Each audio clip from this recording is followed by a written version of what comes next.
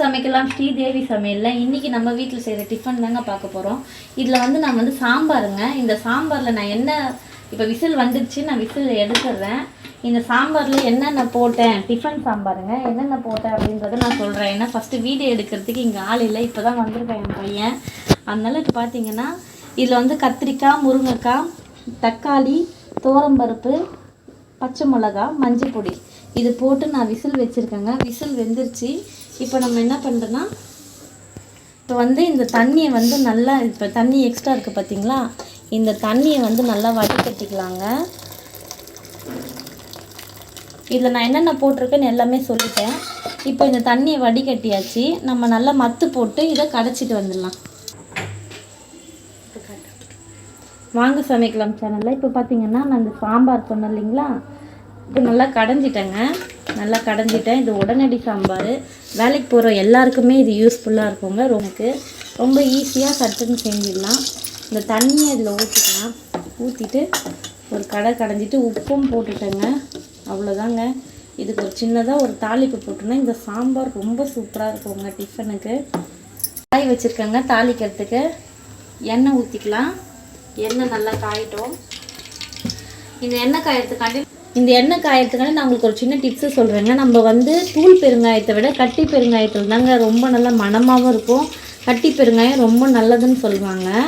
நம்ம கட்டி பெருங்காயத்தை வாங்கி அதை பிரித்து நம்ம ஒரு ட்ரிப்பு போடும்போது அப்புறமா கட்டி போயிடணும். அதுக்கு நம்ம என்ன பண்ணோன்னா, கொஞ்சம் கட்டி பெருங்காயத்தை இனிமேல் ஒரு கண்ணாடி பாட்டில் ஏதோ ஒரு பாட்டிலில் நீங்கள் அந்த கட்டி பெருங்காயத்தை உடச்சி இதில் போட்டுட்டு தேவையான அளவுக்கு தண்ணி கொஞ்சம் ஊற்றிட்டிங்கன்னா, இப்போ பார்த்தீங்கன்னா எப்படி இருக்குது பார்த்தீங்களா, இது அப்படியே நல்லா உருகி இருக்குங்க. இது நம்ம வந்து தேவையான அளவு எப்பப்போலாம் தேவையோ ஃப்ரிட்ஜில் வச்சுக்கணும்.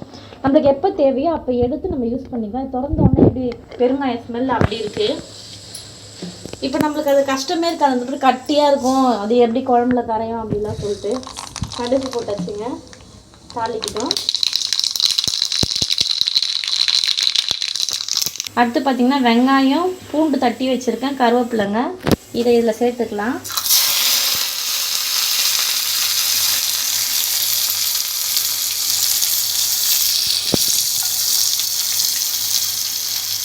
நல்லா கலரிக்கலாங்க. நல்லா கலரிட்டு நம்ம அந்த சாம்பாரில் இதை சேர்த்துக்கணுன்னா இந்த சாம்பார் டிஃபன் சாம்பார் சீக்கிரமாக முடிஞ்சிடுங்க. வேலைக்கு போயிட்டு வரவங்க ரொம்ப அவசரமாக நம்ம டக்குன்னு ஒரு சமையல் பண்ணணும், சாம்பார்லாம் வச்சு டிஃபன் சாப்பிட்ணுன்னா லேட்டாகவும் நம்ம யோசிக்கலாம். ஆனால் வீட்டில் கொஞ்சம் பருப்பும் தக்காளியும் இருந்தால் போதுங்க. உங்கள்கிட்ட கத்திரிக்காய் ஒரு 2 கத்திரிக்காய் 3 கத்திரிக்காய் இருந்தால் கூட போதுங்க. இந்த மாதிரி ஒரு சட்டுன்னு ஒரு சாம்பார் செஞ்சிடலாம். ரொம்ப நல்லா இருக்குங்க. தோசைக்கு ரொம்ப சூப்பராக இருக்கும். நீங்களும் உங்கள் வீட்டில் செஞ்சு பாருங்கள் எப்படி இருக்குது சொல்லி. நான் இதில் கொஞ்சம் பெருங்காய தண்ணி ஊற்றுறேங்க. இந்த பெருங்காய தண்ணி ஊற்றி கொஞ்சம் நல்லா கொதிக்கிட்டோம். கொஞ்சம் தண்ணி விட்டுருக்கேன் நான். இந்த பெருங்காயம் ஊற்றினோன்னா எவ்வளோ கம்மன்னு வாசனையாக இருக்குங்க. அவ்வளோதாங்க. நம்ம இது நல்லா கொதிக்குது. தண்ணி இப்போ இது எடுத்துடலாங்க. இதை இதில் ஊற்றிடலாம். அவ்வளோதாங்க. சூப்பரான ஒரு சாம்பார் ரெடி. அட்டகாசமாக இருக்கும் தோசைக்கு. இது நம்ம புளி இதெல்லாம் ஊற்றலைங்க. தக்காளி மட்டும் நீங்கள் சேர்த்துக்கோங்க, எக்ஸ்ட்ரா சேர்த்துக்கோங்க. இப்போ 2 தக்காளி போடுறீங்கன்னா 4 தக்காளி 5 தக்காளி போடுங்க. புளிப்பு டேஸ்ட் அதிலே வந்துடும். ரொம்ப ஈஸியானதுங்க. நான் வெங்காயம்லாம் போட்டு வேக வைக்கல, அதனால் வெங்காயத்தை போட்டு தாளித்தேன். நல்லா வாசனையாக சூப்பராக ஒரு சாம்பார் ரெடிங்க. இது அப்படியே லைட்டாக சூடாகட்டும். நம்ம அதங்காட்டியும் தோசையை பார்த்துக்கலாங்க. பார்த்திங்கன்னா கேழ்வரகு தோசை மாவுங்க. இந்த மாவு எப்படி அரைச்சேன் அப்படின்னு நான் சொல்கிறேன். அதுக்கு முன்னாடி தோசை தவா காஞ்சிடுச்சு. ஒரு தோசை ஊற்றிக்கலாம்.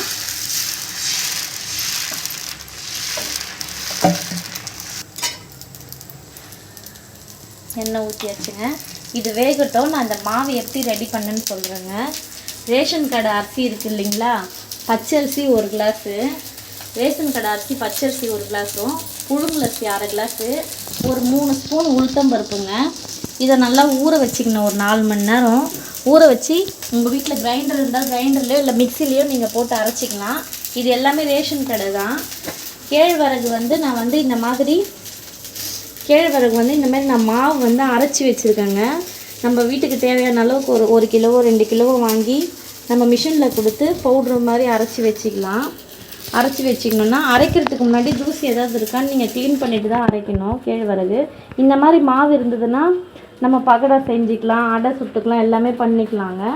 இந்த மாவு நல்லா கிரைண்டரில் போட்டு அரைச்சிட்டே இருக்கும்போது இந்த மாவு ஒரு ஆழாக்கு நம்ம அரிசி எடுத்தோன்னா பச்சரிசி அதே ஒரு ஆழாக்கு வந்து நம்ம வந்து அந்த மாவையும் போட்டு அதே மிஷின்லேயே போட்டு ஓட விட்டோன்னா நம்மளுக்கு ரெடி ஆகிடுங்க.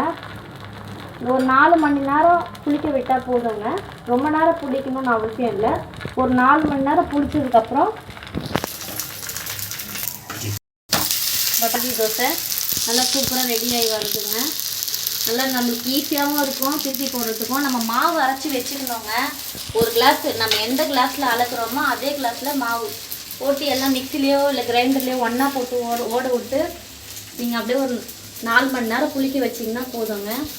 ரொம்ப நேரம் புளிக்க வச்சிங்கன்னா நல்லா இருக்காது. ஒரு 4 மணி நேரம் புளிச்சா போதும்.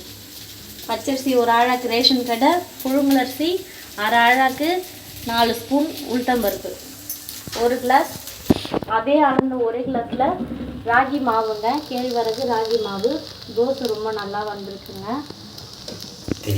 அவ்வளோதாங்க.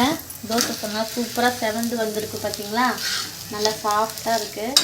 இப்போ இந்த தோசை வச்சுக்கலாம். இதுக்காக நான் செஞ்ச உடனடி சாம்பார், வேலைக்கு போகிறவங்களுக்குலாம் ரொம்ப ஈஸியான ஒரு சாம்பார். நீங்கள் இந்த சாம்பார் செஞ்சுக்கலாம். டிஃபன் சாம்பார். டிஃபன் கடைங்களில் ரோட்டு கடைங்கள்லாம் பார்த்தீங்கன்னா ஒரு அவசரமாக இருக்கும் இந்த சாம்பார் தான். இந்த சாம்பார் நீங்கள் ரோட்டு கடையில் சின்ன சின்ன கடைங்களெல்லாம் இந்த சாம்பார் தான் செய்வாங்க. ஏன்னா நானும் ரோட்டில் டிஃபன் கடை போட்டிருந்தது தான், அதனால தான் நான் கரெக்டாக சொல்கிறேன். ரோட்டில் ஒரு சின்ன டிஃபன் கடையிலேருந்து நான் ஆரம்பித்து நல்லா பெரிய கடை வரைக்கும் போட்டுருந்தேங்க. அப்போ நான் சின்ன கடையாக போடும்போது இந்த சாம்பார் தான் விற்பேன். ரொம்ப நல்லா இருக்குங்க. இது வந்து எங்கள் ஆயா டிஃபன் கடையிலேருந்து நான் கற்றுக்கினது. நானும் டிஃபன் கடையில் செஞ்சுருக்கேன். இப்போ உங்களுக்கும் இந்த சாம்பார் எப்படி செய்யறதுன்னு சொல்லி காமிச்சிருக்கேங்க. நீங்களும் உங்கள் வீட்டில் செய்யுங்க. இப்போ இது என் பையனுக்கு கொடுக்கலாம். தேங்க்யூ.